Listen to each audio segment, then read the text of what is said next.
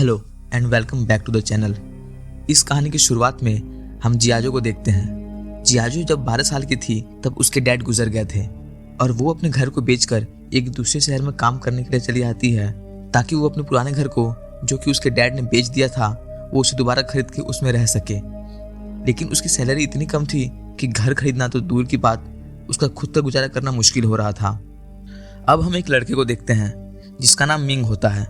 वो एक property designer है और खुद की एक कंपनी बनाना चाहता है, जिसके लिए वो एक डीलर से मिलता है और वो अपना डिज़ाइन उस डीलर को दिखाता है। लेकिन उस डीलर को उसके डिज़ाइन में कोई दिलचस्पी नहीं होती और वो वहाँ से चला जाता है। अब इसके बाद जियाजो और मिंग दोनों घर की ओर जाते हैं। लेकिन यहाँ पर कॉमेडी की बात यह है कि ये दोनों एक ही घर में रहते हैं लेकिन अलग अलग टाइम पीरियड में। दरअसल मिंग वहाँ पर 1999 में रह रहा होता है और जियाजो वहाँ पर 2018 के वक्त पे रह रही होती है। अब हम देखते हैं कि जब मिंग अपने किचन के सिंक में सब्जियां धो रहा होता है तब उसी वक्त जियाजो के बाथटब से उसकी सब्जियां निकलने लगती हैं और मिंग को उसके सिंक में जियाजो के कपड़े मिलते हैं। अब ये सब होने के बाद वो दोनों जाके सो जाते हैं। लेकिन जैसे ही वो दोनों सुबह सोकर उठते हैं तो उन दोनों का बिस्तर एक हो चुका होता है और उन दोनों के कमरे भी आपस में मिक्सअप हो चुके होते हैं और साथ ही साथ उस कमरे का साइज भी बढ़ चुका होता है। अब ये देखकर जियाजो मिंग को चोर समझती है और उसे पूरे घर में दौड़ा दौड़ा के मारने लगती है। लेकिन फिर वो दोनों ध्यान देते हैं कि उनका कमरा आपस में मर्ज हो चुका है। जिसके बाद वो दोनों एक दूसरे के गेट से बाहर देखते हैं। जहाँ पर जियाजो मिंग के गेट से बाहर देखती है तो वो बहुत हैरान हो जाती है, क्योंकि उसे बाहर जो दिख रहा था वो 1999 का सीन था और वो अब तक 2018 की दुनिया में जी रही थी। तो वो ये देख के बहुत घबरा जाती है। और वहीं दूसरी तरफ मिंग जियाजो के गेट से बाहर देखता है तो उसे वहाँ पर 2018 का सीन दिखता है, जहाँ पर टेक्नोलॉजी पूरी एडवांस हो चुकी है। वो देखता है कि यहाँ टेक्नोलॉजी बहुत आगे बढ़ चुकी है, बहुत ज़्यादा एडवांस हो गई है। इसे देखने के बाद दोनों एक दूसरे का गेट बंद करके कमरे के अंदर चले आते हैं। जिसके बाद जियाजो दोबारा मिंग के गाल पर थप्पड़ मारती है। मिंग उससे पूछता है कि उसने दोबारा ऐसा क्यों किया, जिस पर जियाजो कहती है वो ये देखना चाहती थी कि कहीं वो सपना तो नहीं देख रही। और कुछ देर बाद जैसे वो दोनों अपने अपने दरवाजे को एक साथ खोलने की कोशिश करते हैं तभी वो दोनों कमरे आपस में दोबारा मर्ज होने लगते हैं। जिसके बाद वो दोनों मान लेते हैं कि उन दोनों की टाइमलाइंस आपस में मिल चुकी हैं। थोड़ी देर बाद जियाजो मिंग से बोलती है कि मेरे डैड 1999 के वक्त जिंदा थे, तो तुम मुझे अपने साथ अपने टाइम में ले चलो, मुझे अपने डैड से मिलना है। तो मिंग उसे अपने साथ अपने टाइम में ले आता है। जियाजो अपने डैड को देखने के लिए बहुत एक्साइटेड रहती है। लेकिन जैसे ही वो वहाँ पहुँचती है तो वो देखती है कि उसके डैड ऑलरेडी 10 साल की जियाजो के साथ खेल रहे होते हैं। और जैसे ही वो अपने डैड से मिलने जाती है वैसे ही उस जगह पर अर्थक्वेक आने लगता है, जिसकी वजह से वो अपने डैड से नहीं मिल पाती। जिसके बाद निराश होकर वो दोनों घर वापस चले आते हैं। फिर मिंग जियाजो से कहता है कि अब वो उसको अपने टाइमलाइन में लेकर चले, जिस पर जियाजो उसे अपना लैपटॉप दिखाती है, जो कि काफ़ी ज़्यादा एडवांस हो लगता है, जो कि काफ़ी ज़्यादा एडवांस होता है मिंग के लिए, क्योंकि उसने अब तक सिर्फ कंप्यूटर ही देखे थे। जिसके बाद वो अपने आप को उस लैपटॉप में सर्च करता है ताकि वो अपना फ्यूचर देख सके। लेकिन जैसे ही वो खुद को देखने ही वाला होता है वैसे ही उनके रूम्स दोबारा से आपस में मर्ज होने लगते हैं। जिसके बाद जियाजो को समझ में आ जाता है। वो मिंग से कहती है कि हम दोनों एक दूसरे के पास या फ्यूचर के लोगों से कांटेक्ट नहीं कर सकते और ना ही उनसे, और अगर मुझे तुम्हारे टाइमलाइन में जाना होगा तो मुझे तुम्हारी हेल्प की ज़रूरत होगी, और उसी तरह अगर तुम्हें मेरे टाइमलाइन में जाना होगा तो तुम्हें मेरी ज़रूरत होगी। जिसके बाद हम एक बड़े बिजनेसमैन और एक साइंटिस्ट को देखते हैं, जहां वो साइंटिस्ट उस बिजनेसमैन से कहता है कि उसने टाइमलाइन को क्रिएट कर लिया है, लेकिन वो हमारे सेट की हुई जगह पर क्रिएट ना होकर इसी शहर में किसी दूसरी जगह पर क्रिएट हो गई है और हमें उस जगह को जल्द ही खोजना होगा। लेकिन उस बिजनेसमैन के दिमाग में सिर्फ एक ही ख्याल आ रहा होता है कि उस टाइमलाइन की मदद से कैसे और पैसे कमाए जा सकते हैं। जिसके बाद वो मीटिंग खत्म हो जाती है, लेकिन फिर भी हमें उस बिजनेसमैन का चेहरा नहीं दिखाया जाता। अब इसके बाद हम जियाजो और मिंग को देखते हैं, जहाँ पर जियाजो को नींद नहीं आ रही होती तो वो मिंग को अपनी कहानी बताती है। वो कहती है उसके डैड अब इस दुनिया में नहीं है और उसके पास उनकी बस एक ही आखिरी निशानी बच गई है, वो है ये की चेन, जो कि वो मिंग को दिखाती है। और उसके बचपन का घर भी बैंक वालों ने जब्त कर लिया है क्योंकि वो टाइम से लोन नहीं चुका पाई थी। और अब उसकी ज़िंदगी का एक ही सपना है कि वो उस घर को वापस बैंक वालों से ले सके, और वो ऐसा एक दिन जरूर करेगी। वो अपने घर को जरूर वापस लेगी बैंक वालों से। जिसके बाद नेक्स्ट मॉर्निंग वो दोनों अपने अपने काम पर निकल जाते हैं। दरअसल जियाजो एक अमीर आदमी से शादी करना चाहती है ताकि वो अपना घर वापस ले सके। उसकी ये शर्त होती है कि जो भी कोई उससे शादी करेगा उसे उसका घर बैंक से वापस खरीद के उसे देना होगा। अब इसके बाद हम मिंग को देखते हैं जो कि अपने ऑफिस के बाथरूम में बैठकर ड्रिंक कर रहा होता है। तभी वहां पर उस कंपनी का मालिक और कंपनी का मैनेजर जूनी वहां पर आ जाते हैं। वो लोग आपस में कुछ बातें करने लगते हैं। तभी वो कंपनी का मालिक वहां से चला जाता है, जिसके बाद जूनी अपने दोस्त से कहता है कि जल्दी हम इस कंपनी के मालिक को मार देंगे और इसकी पूरी कंपनी को हथिया लेंगे। और ये बात मिंग अंदर बैठकर सुन लेता है। तभी मिंग का ग्लास उसके हाथ से छूट जाता है और जूनी उसे देख लेता है।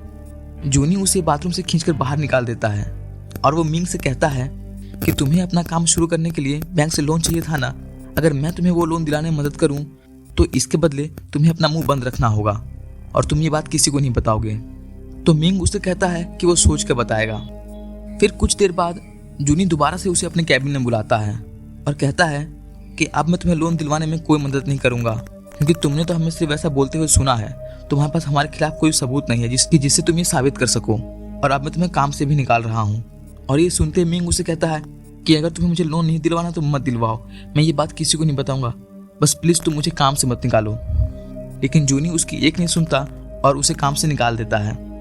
जिसके बाद हम जियाजो को देखते हैं जो कि एक ज्वेलरी शॉप में काम कर रही होती है। उसी वक्त वहां पर उसकी बचपन की बेस्ट फ्रेंड जिया ओया आती है और पुरानी दोस्त होने की वजह से वो दोनों एक दूसरे से खूब बातचीत करते हैं। और उसकी दोस्त जियाजो को बताती है कि उसने एक बहुत अमीर आदमी से शादी कर ली है। तो जियाजो भी उसे झूठ कह देती है कि उसने भी एक बहुत अमीर आदमी से शादी की है और उसका हस्बैंड काम की वजह से बहुत बिजी रहता है। जिस पर जिया ओया उससे कहती है कि क्यों ना वो और उसका हस्बैंड एक साथ डिनर करने के लिए उसके घर पर आए, और वो उसे ऐसा कहकर अपने घर पर डिनर के लिए इनवाइट करती है और वहां से चली जाती है। अब जियाजो परेशान हो जाती है कि अब वो क्या करे, क्योंकि उसने अपने दोस्त से झूठ कहा होता है। फिर जियाजो मिंग को उसका हस्बैंड बनाकर उसके साथ उसकी दोस्त डिनर पर चलने को कहती है और वो उसे एक भाड़े का सूट भी लाकर देती है और उसे एक बहुत ही अमीर बिजनेसमैन की तरह तैयार करके अपने साथ अपनी दोस्त के यहाँ डिनर पर ले जाती है, जहाँ वो दोनों जिया ओया और उसका हस्बैंड उन लोग का इंतजार कर रहे होते हैं। वो दोनों जिया ओया और उसके हस्बैंड के सामने अमीर होने का नाटक करते हैं। फिर मिंग अपना खाना जल्दी जल्दी खत्म करके अपने कोट को चेयर पर टांग देता है, जिसकी वजह से जिया ओया और उसके हस्बैंड को कोट रेंटल वाला स्टिकर दिख जाता है और वो दोनों अपने में हंसने लगते हैं। जिसके बाद मिंग उनसे झूठ झूठ कहना स्टार्ट कर देता है। वो उनसे कहता है कि उसके बहुत सारे बड़े बड़े बिजनेसेस हैं और वो काफ़ी बिजी रहता है। जिसके बाद जियाजो अपने हाथ से एक रिंग निकाल कर टेबल पर रख देती है और कहती है कि वो रिंग पूरी तरह से डायमंड की है और उसकी कीमत करोड़ों में है।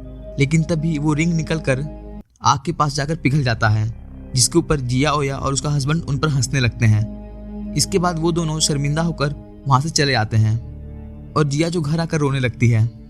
तभी वो दोनों टीवी पर एक लॉटरी का गेम देखते हैं, तो वो लोग उससे पैसा कमाने का सोचते हैं। जिसके बाद वो 2018 के टाइमलाइन में जाकर 1999 में हुए उस लॉटरी का रिजल्ट देखते हैं। फिर वो लोग वापस 1999 में आकर वो लॉटरी खरीद लेते हैं और अब उन्हें पता होता है कि उनकी ही लॉटरी लगने वाली है।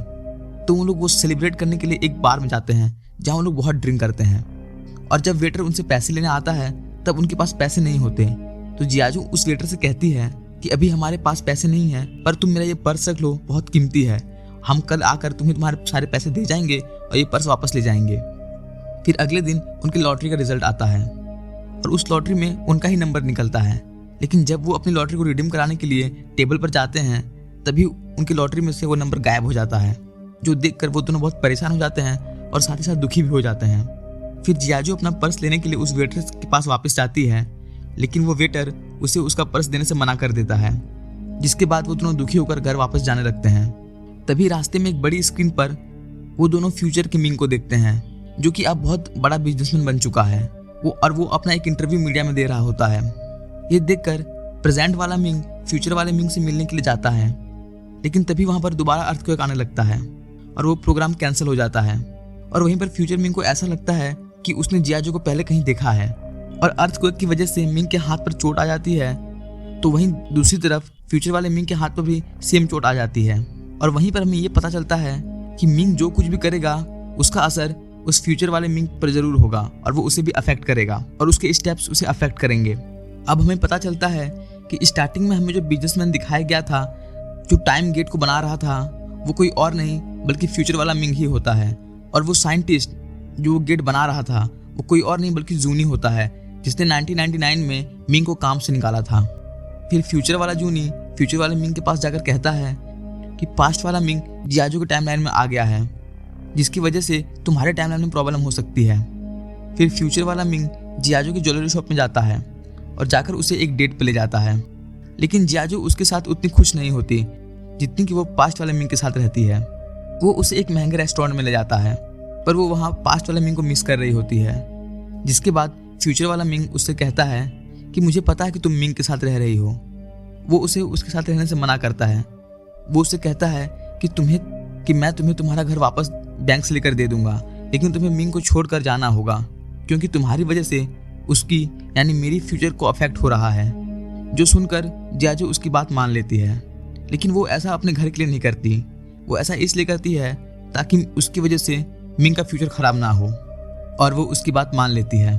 फिर जियाजू घर जाकर मिंग से कहती है कि मुझे एक दूसरे शहर में अच्छी नौकरी मिल गई है, तो अब मैं यहाँ से जा रही हूँ। फिर जियाजू मिंग को छोड़कर वहाँ से निकल जाती है, और बाहर जाने के बाद मिंग को छोड़ने की वजह से वो रोने लगती है और वो बहुत दुखी हो जाती है। लेकिन जाते वक्त वो गेट को सही से लॉक नहीं करती और वो गेट ज़रा सा ओपन रह जाता है, और ये चीज़ मिंग देख लेता है।